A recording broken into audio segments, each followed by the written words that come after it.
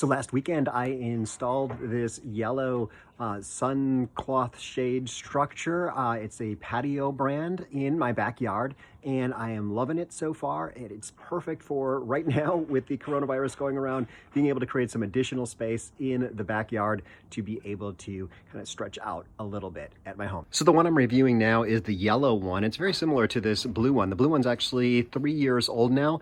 The yellow one replaces another yellow one that was installed at the same time as the blue one.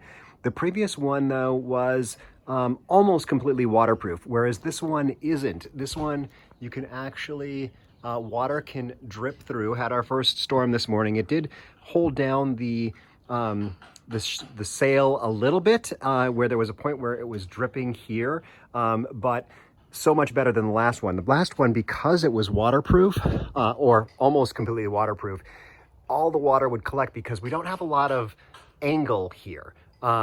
So it would collect kind of in the middle, and we had to poke some holes in it to let the water run through, because it was really like, it would just get full of water and really droop down in the middle. It's still pretty dense. So it says that this is supposed to block between 88 and 95% of the UV rays. And I feel like that's pretty good. So it's like kind of in the shade of a tree that's not super dense. So it's a very light shade.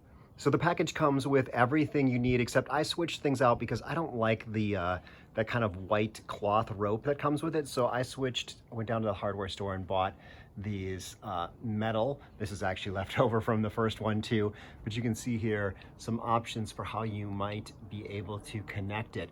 But it doesn't come with these tighteners, because with the rope, I guess you could tie it as tight as you need, but this is just such a better system for setting it up and then really tightening it down to stretch it out. This is, like I said, from the previous set, but that is included in the package. So I was very much surprised at how small the package was, how much they were able to kind of crush this down.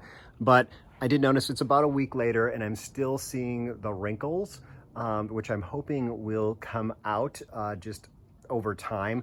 The last one that I had it for 3 years and the wrinkles were in there the entire time. I'll have a link up in the upper right-hand corner of this video to a video about that one.